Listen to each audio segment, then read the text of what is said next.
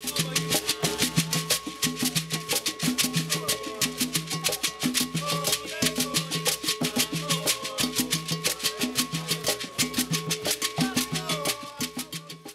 who are you behind closed doors? Who are you in private?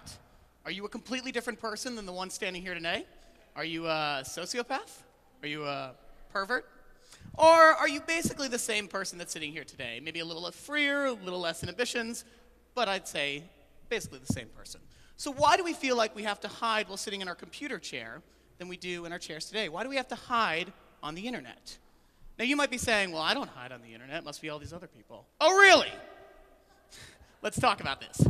Your online and offline personalities are merging. At the birth of the internet, we were told, don't put any information out there. You don't know who's watching. It is a scary place. But now it's unavoidable. Whether you are shopping online, being social, just browsing, your information is out there. However, too many of you are limiting what you do online. And you're not taking full advantage of everything out there. And I'm going to talk about 3 ways that many of you are actually hiding on the internet. Number 1, screen names. Are you using a screen name? Are you using a screen name for your blog, for your Twitter, for your Facebook, for your email? If you are, change it immediately. Screen names create walls. They make it seem like you are hiding something. They do not give something to call you. They don't give you a name.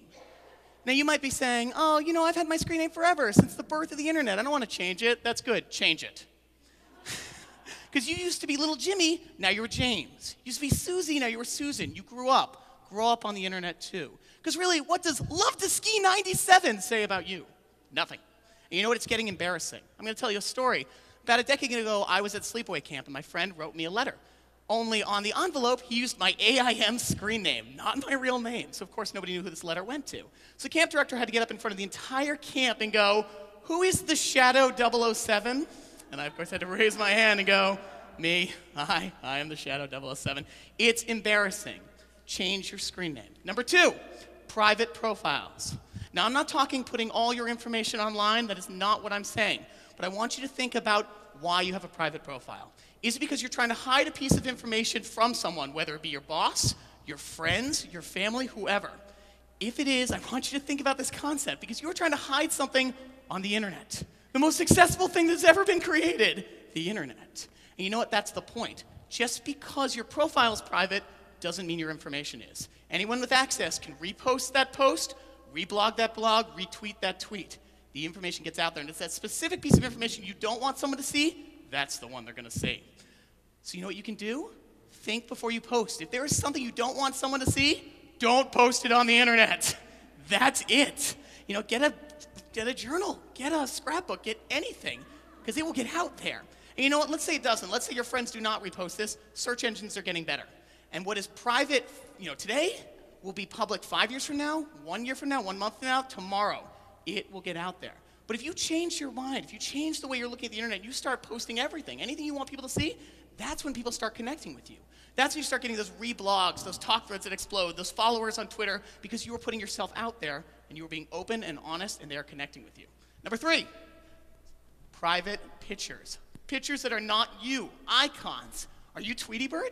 Are you your dog? Are you your car? No, you are none of these things. You are only you. And when you put up a picture that is not you, it puts up a wall. It makes people not trust you. I took this right off a Twitter image. It's pretty, and it says nothing about them, and it makes me not trust them. I rarely retweet anybody who does not use their real image, because I don't know who they are. And that means that I don't care who they are. And that's the issue. You have a voice on the internet. You do. But if it is not connected to a real body, a real personality, a real face, people don't trust you. And you are just shouting into the darkness, hoping that someone's going to connect with you, and they're not. Now, you might be saying, but I don't want to trust. You know, I'm scared. I don't want to go out there. Why should I put myself out there? You don't want a better job? That's how I got my job.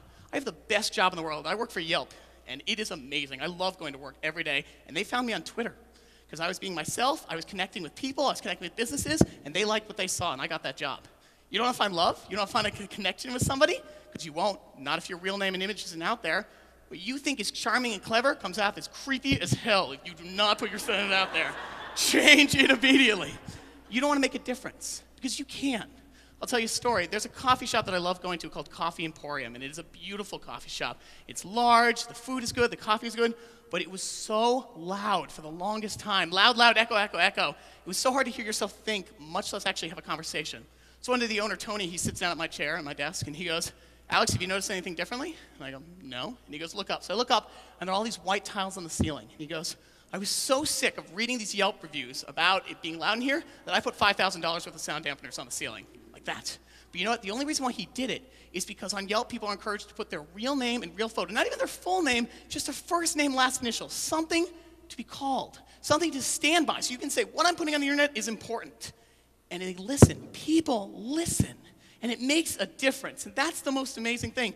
You can get out there. You can connect. You can find that job. You can find people just like you who are into the weird stuff that you're into. But they're not going to come to you.